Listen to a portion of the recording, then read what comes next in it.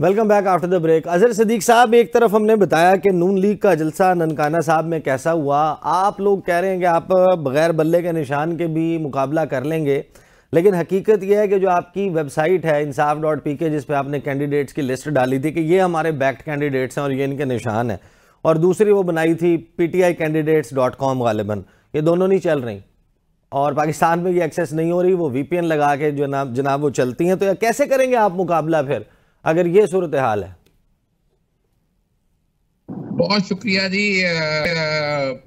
ईसा नकवी साहब। देखिए, हालात आपके सामने हैं, परेशानियां सारी सामने हैं, लेकिन उसके बावजूद भी इस वसाइयत के तकरीबन 19 माह जो है ना वो गुजार ली है हमने, और हमने जिस तकलीफ में गुजारे हैं आप लोगों के सामने जो ज्यादती होती रही मार्शल दौर में नहीं हुई। एक ज़ही शऊर आदमी दिल पे हाथ रख के गवाही देगा कि पाकिस्तान में इस वक्त मार्शल से बड़ी चीज जिसे मार्शल का नाम दिया गया वो नफाज है, और 13-14 सियासी जमातें जो हैं PDM की, जिसमें नवाज शरीफ और मुस्लिम लीग नून सरे फहरिस्त है, वो इसकी कसूरवार है, और उन्हीं की बी टीम निगरान हुकूमत इस वक्त इक़्तिदार में है।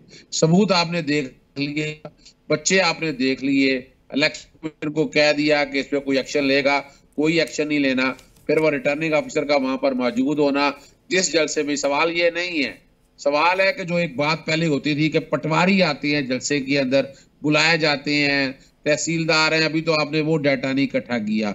मैं उम्मीद रखता हूं कि इलेक्शन कमीशन इस बात का तो नोटिस लेगा कि सेक्शन 144 का नफाज था, तो यहाँ जलसा कैसे हो गया? पाकिस्तान तहरीक इंसाफ लतीफ खोसा ने अगर जलसा को करना था तो वहां 144 तो ऐसे प्याले में से निकल के आया कि जहाँ बात ही कोई नहीं है। और ये जो कुछ हो रहा है इस सारे में, यानी कमों बेश सियासी जमातों को तो ये कहना चाहिए ना कि ये ज्यादतियां हो रही हैं, इलेक्शन कमीशन के खिलाफ सख्त एक्शन का मुतालबा करना चाहिए, पर नहीं। वजह क्या है? सारा निजाम चल रहा है, उनकी मर्जी से ये सारा कुछ हो रहा है, और अभी भी हमने नहीं समझना। जब आप तो फिर कब समझेंगे? अब आते हैं अगली बात की तरफ कि ये जो निजाम है ना, यानी वो जो गले फाड़ के बता रहे हैं कि मुझे कोई निकाला कोई नहीं है, अब कानून ना होता तो इसका इलाज मैं तो नहीं कर सकता। फिर बता रहे हैं कि लोड शेडिंग, हाँ लोड शेडिंग का हाल देख ले। वो भाई 3 साल निगरान आज जहांगीर तरीन ने कहा इस्तेकाम पाकिस्तान ने, उन्होंने कहा 3 साल की हुकूमत नहीं चाहिए, 5 साल कम से कम हुकूमत हो जिसमें हम देख सके। फिर 3 साल में कोरोना आ गया, उसके बावजूद मुल्क की इकोनॉमी कैसी जबरदस्त रखी। माफिया के खिलाफ, चीनी माफिया या कोई माफिया बाकी देख लें, उनके खिलाफ कितने सख्त एक्शन लिए, और आज भी ट्रैक एंड ट्रेस सिस्टम उठा लें, लंगर खाना उठा लें, हेल्थ कार्ड उठा लें। लोग भूलते नहीं है इन चीजों को, लेकिन वो जो है ना मोटरवे खाना, आपको पता है आजकल खाने में भी मोटरवे खानी पड़ेगी आपको, स्कूल भी मोटरवे पे जाना पड़ेगा, अस्पताल भी मोटरवे के ऊपर होगा, हर चीज। अजहर सिद्दीक साहब, जाहिर है कि ये डिटेल्स भी इंपॉर्टेंट हैं जिनके ऊपर आप बात करें, बट द पॉइंट इज कि इस वक्त तो बात ये हो रही है कि दावे ये हो रहे हैं कि आपके जो कैंडिडेट्स जीत भी जाएंगे ना इस तमाम माहौल में, उनकी हिफाजत नहीं आप लोग कर पाएंगे। उसके लिए क्या पेशबंदी है आपके पास? देखिए मैं 2 बातें बता दूं आपको। एक, आपको पता है कि सेक्शन 215 इलेक्शन एक्ट जो इन्होंने तरमीम की थी कि इलेक्शन सिंबल जो है ले सकता है, उसमें आज लाहौर हाई कोर्ट ने परसों के लिए, फ्राइडे के लिए नोटिस जारी कर दिया कि वो जो सेक्शन है वो अल्ट्रा वायरी आर्टिकल 17 है, आपने एक तरह से पार्टी बैन कर दिया। एक और पटिशन के ऊपर आज सलमान अकरम राजा पे नोटिस हुआ है, और हम बड़े क्लियर है उसके ऊपर। पाकिस्तान तहरीक इंसाफ रजिस्टर्ड जमात है, इंतखाबी निशान लेने से बाद मकसद ये नहीं है कि सारा निजाम खत्म हो गया।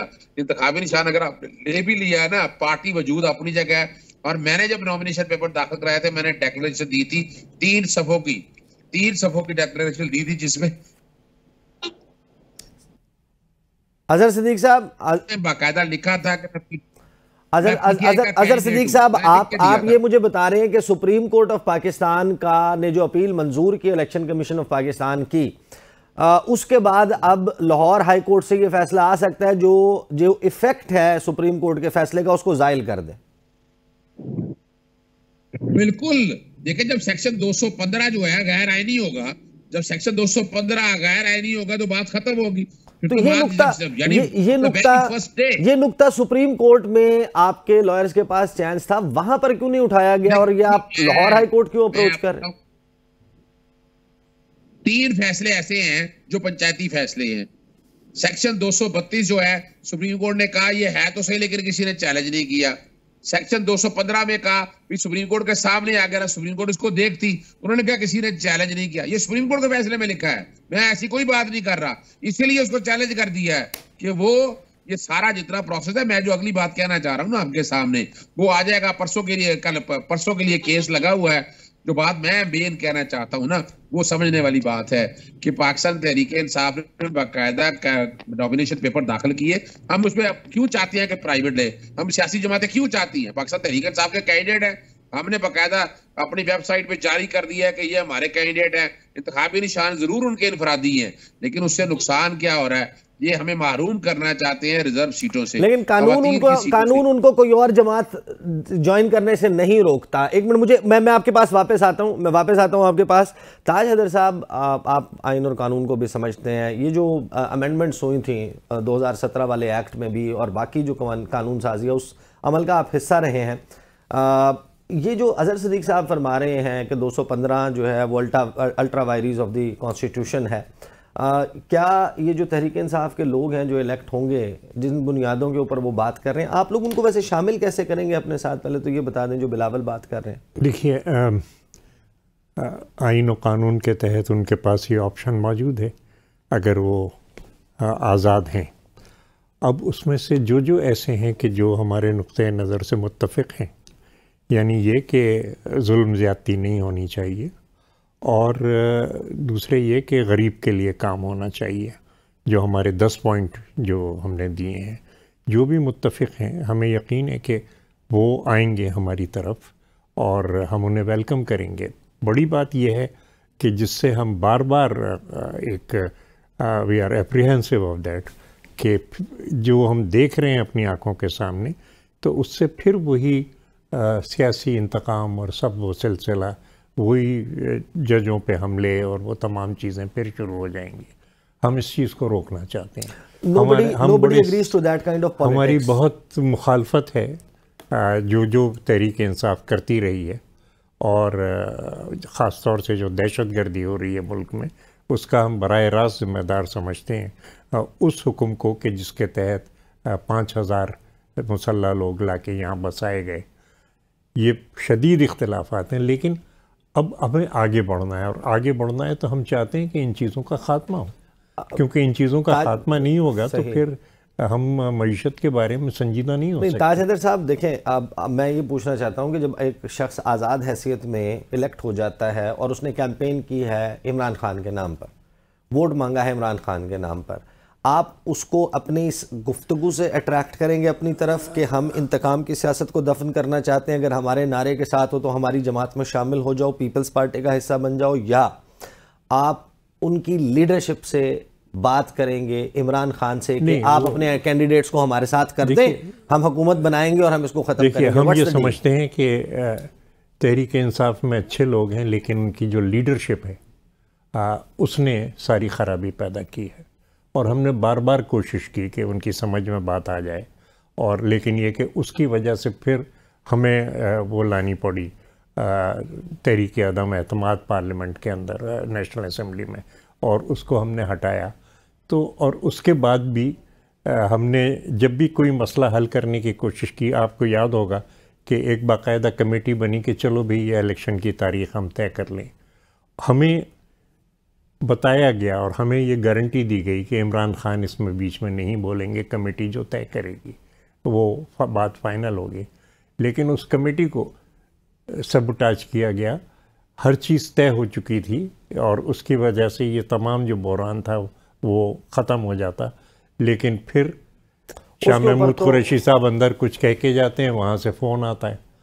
तो हम समझते हैं कि ये एक शख्स की जो है इंतहा पसंदी और एक शख्स की जो मैगलोमेनिया कह लीजिए या ज़िद कह लीजिए या अना कह लीजिए, उसकी वजह से ये प्रॉब्लम जो है वो तमाम पैदा हो रही है। सही। अच्छा रफ़ीक रजवाना साहब, मुझे ये बताएं कि इसी तमाम वक्त के दौरान खान साहब ने ये भी दावा किया, वो अडियाला जेल में जब उनकी मुलाकात होती है जर्नलिस्ट के साथ पेशियों के ऊपर, वो कहते हैं कि ये जो मुज़ाकरात शुरू हुए थे अप्रैल के लास्ट वीक में सुप्रीम कोर्ट के इंटरवेंशन के बाद 14 मई के इंतखाबात के हवाले से, उसमें वो कहते हैं कि इस वजह से नाकाम हुए थे कि नून लीग की जिद थी कि उमर अता बंदयाल रिटायर होंगे, काजी फ़ाइज़ ईसा साहब आएंगे, तभी इलेक्शन की डेट होगी, उस वक्त इलेक्शन होना चाहिए। क्या आपके इल्म में ऐसी कोई बात है कि यही कुछ हुआ था?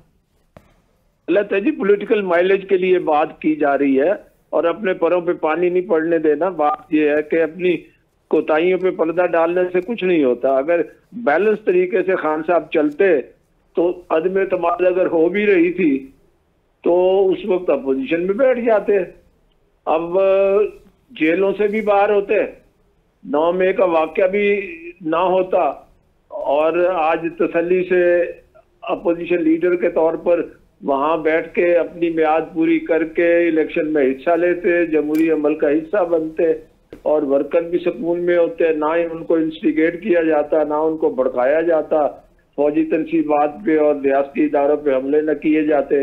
तो ये उन्होंने सारे मौके खुद गंवाए हैं। आपने पढ़ा होगा कितनी दफा ये चीज आ चुकी है मीडिया में कि उनको मौका दिया गया और इलेक्शन के लिए तैयार हो गए, फिर उन्होंने कहा जी 25 मार्च को, 25 मार्च था क्या तारीख थी या मई थी, उस पर उन्होंने कहा जी मैं लॉन्ग मार्च कर रहा हूँ। तो he has wasted the time and golden opportunities कि उनके अपने हालात भी बेहतर रहते और मुल्क में ये अफरा तफरी का शिकार भी मुल्क ना होता। सही। अच्छा एक 25 मई का था लॉन्ग मार्च, फिर एक नवंबर वाला था। हर एक के हवाले से मुख्तलिफ कहानियां मौजूद हैं। मुझे ब्रेक लेनी है, बाद वापस आएंगे तो बात करेंगे कि ये जिस तरीके का इलेक्शन हो रहा है, क्या ये पाकिस्तान में इस्तेहकाम ला सकता है? क्या वाकई इसको मुतनाज़ा तरीन इंतखाबात कहना दुरुस्त है? बात करते हैं आफ्टर द ब्रेक।